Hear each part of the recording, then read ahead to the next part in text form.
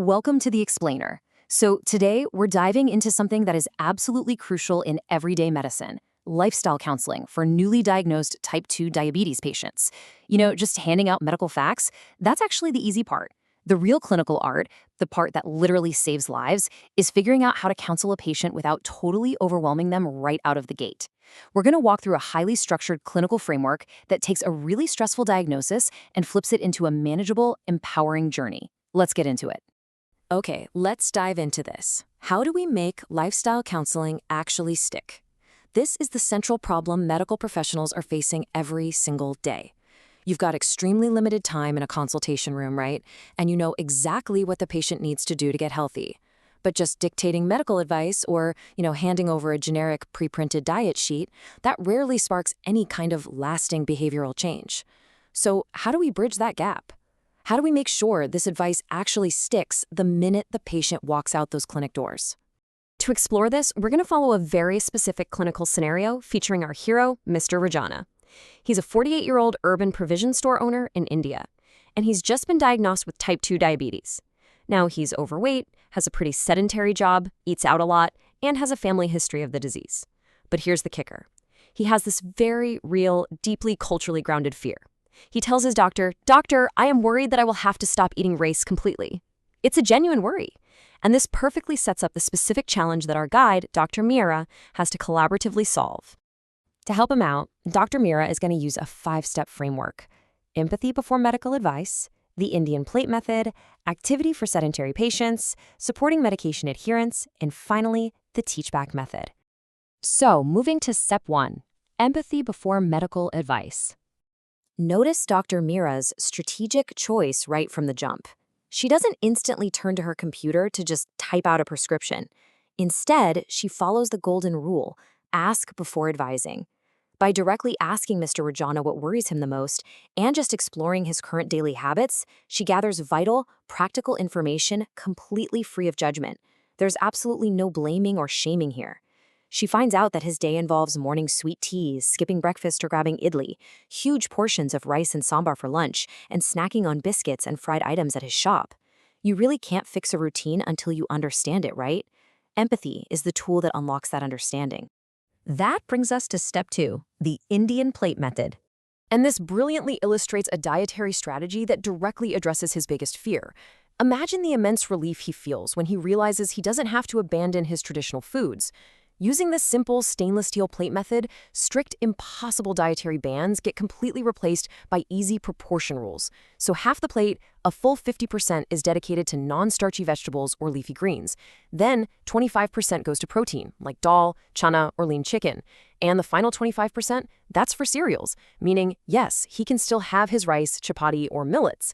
It's just about controlling the amount, not eliminating it entirely.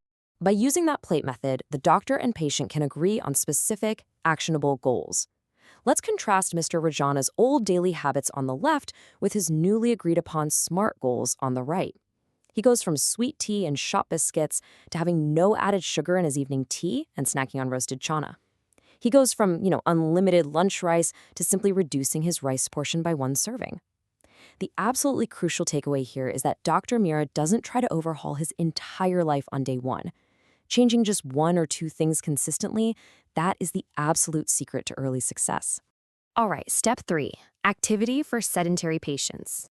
Now this presents a very specific puzzle. How exactly do you prescribe physical exercise to a shopkeeper who sits behind a counter from early morning until late at night, 150? That represents 150 minutes of moderate physical activity per week. That's the clinical gold standard for adults with diabetes. But here's the trick. Dr. Meera states this goal, but she immediately makes sure not to intimidate the patient with this huge number. I mean, if you tell a sedentary worker to suddenly find 2.5 hours a week to work out, they're probably just going to give up. Instead, look at how incredibly realistic and tailored her plan is. Rather than some massive gym commitment, the alternative to sitting continuously is simply taking a 15-minute walk right after closing the shop. And during the workday, just breaking up that prolonged sitting with brief intervals of movement, like walking around the shop or doing a quick stretch. By starting small and actually integrating the movement into his existing routine, she makes the impossible suddenly feel completely achievable. moving right along to step 4, supporting medication adherence. Now, what's really interesting about this slide is how it tackles a very common, highly dangerous habit Mr. Jana actually admits to, stopping his pills whenever he feels quote-unquote normal. Dr. Mira explains that diabetes can be completely silent. High glucose doesn't always produce symptoms, but she goes way beyond just saying, take your meds. She strategically links taking medication to tools and existing daily habits, like she suggests using a mobile phone alarm or a weekly pill organizer to ensure long-term consistency.